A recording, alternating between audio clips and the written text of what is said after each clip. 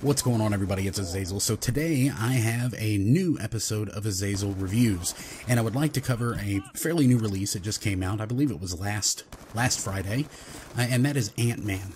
And before I get into what the movie's about and everything, it does star Paul Rudd as Scott Lang / Ant-Man, and it stars Michael Douglas as Hank Pym, the original Ant-Man. So this is the newest addition to the Marvel movie family. It is tied in with, of course, the Avengers movies, and the Falcon actually makes an appearance in it at one point in the point of the movie, and then at the end as well, blah, blah, blah. But let's go ahead and get into the review itself, and I'm going to be very honest with the review here, and I'm going to say that the movie was not a bad movie, but I really didn't enjoy it a whole lot. It, to me, didn't feel a lot like a superhero movie. It felt more like a comedy with action in it.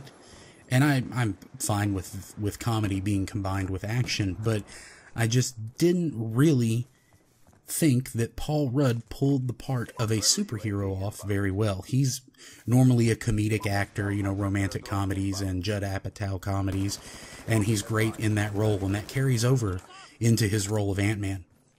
And so I didn't get a lot out of it. So let me get into a little bit of the plot in case you're, you know, kind of unaware of what Ant-Man is. So Scott Lang is a former convict. He gets out of prison for burglary, and he's trying to go straight so that he can get his family back together, take care of his daughter, this and that. And well, he ends up breaking into Hank Pym's house and stealing the Ant-Man suit, and you find out later that it's a big setup and all this stuff. And Michael Douglas, Hank Pym, then kind of prepares him to become the new Ant-Man so that he can stop this person who took over Hank Pym's company from selling the Pym particle technology, which is what makes the Ant-Man suit shrink people down and allows them to control ants and bugs and such. And there's a lot of character development for Paul Rudd's character, Scott Lang, and there's a lot of character development for Hank Pym, which I think is great because those are your two big stars in the movie. But what I'd had a problem with was the development of the villain, which is Yellow Jacket. And Yellow Jacket is a big villain for Ant-Man in the comic books, and I felt like they did a pretty poor job of bringing him onto the screen. Now, the Yellow Jacket suit looks cool, and it does some cool stuff, but as far as the actor who played Yellow Jacket, it was just very predictable corporate asshole villain type stuff who kind of loses his mind and becomes a villain and wants to be a billionaire, blah, blah, blah, fill in the blanks. It was very similar to how they built the villain up in the first Iron Man movie.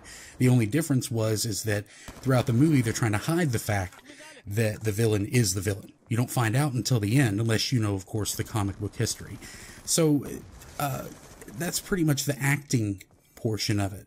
Now, there's a lot of CGI in this movie, of course, because, you know, you're dealing with people shrinking down to, you know, the size of a fucking ant, and a lot of fighting, and the action scenes are great. They're a lot of fun to watch, but the acting actually did it for me. Just Paul Rudd just isn't a superhero in my eyes, and I don't care how hard he tries.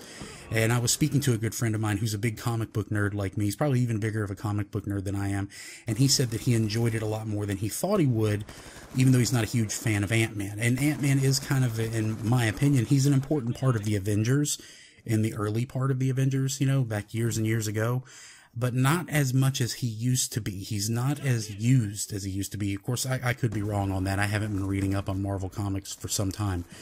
But I would say this movie, if I were to give it a score of, you know, 1 to 5, I would give it about a 2.5. It was enjoyable in some parts. It had some great comedy. The action scenes were fun. But overall, I just wasn't convinced that it was a superhero movie. And it didn't feel like a superhero movie. It felt like a comedy heist movie, which I guess kind of fits because the original screenplay was written by Edgar Wright. Edgar Wright wrote and, I believe, directed Shaun of the Dead. And actually, the Shaun of the Dead actor was originally supposed to play Ant-Man, and I think that would have been a better fit, you know, more of kind of a nerdy scientist type who kind of fills the role of a superhero. And I do feel that they missed out on a great opportunity in the newest Avengers movie. to introduce Hank Pym and Ant-Man itself, because in the original comic book canon, Hank Pym creates Ultron. Not Iron Man, not Bruce Banner, but Hank Pym. And I felt like with the Ant-Man movie coming out just a couple of months after Avengers, they could have written that in better. But I guess they wanted to give Ant-Man his own run, you know, and introduce and pull him in. I don't see him being a huge role in the later Avengers and other Marvel movies. I think he'll be in them, but I don't think he's going to be a main character. I feel at this point that the Avengers are becoming too big for the movies. They're introducing so many characters that it's probably going to be hard to have real plot, which I guess at this point is great, and just see Avengers beating the shit out of aliens and monsters and stuff, and I'm cool with that. But overall, you know, if you've been enjoying the Marvel movies, of course, you'll probably go see Ant-Man. If you're like me, you're going to see all of them. And I won't, like I said, it's not a bad movie. I just really wasn't that entertained by it because of the casting and the acting of the cast. Michael Douglas was great. I will say that. He was fantastic as Hank Pym. I loved it. But just Paul Rudd doesn't come across as a superhero. It was more like a clumsy guy who happens to be a genius who is a former convict, and that just doesn't sit well with me. So hopefully you enjoyed the review. If you haven't seen the movie yet, I tried to leave it as spoiler-free as possible. So if you enjoyed it, give it a like. I appreciate it. Give me some suggestions for other movies to review here in the near future, and I may give them a thought, and maybe you'll see them in the next couple of weeks or so.